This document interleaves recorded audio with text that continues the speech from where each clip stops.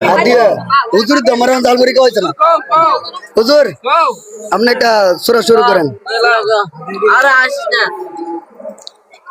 أعوذ بالله من الشيطان الرجيم بسم الله الرحمن الرحيم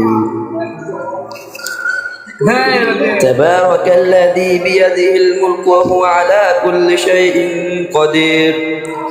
الذي خلق الموت والحياة ليبلوكم أيكم أحسن عملا وهو العزيز الغفور الذي خلق 7 سماوات طباقا ما ترى في خلق الرحمن من تفاوت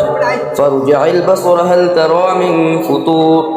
ثم ارجع البصر كرتين ينقلب إليك البصر خاسئا وهو حسير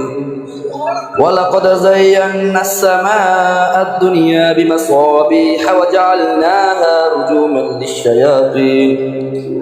رجوما للشياطين وأعتدنا لهم عذاب السعير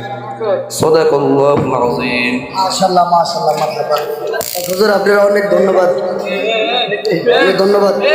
ভালো লাগছে আপনার ইন্টারভিউ তো দর্শকের উদ্দেশ্যে কিছু বলেন আর কিছু করবেন না যাক আলহামদুলিল্লাহ সবাই হুজুরের জন্য দোয়া করবেন যেন একজন কোরআনের বাইরে দিতে পারে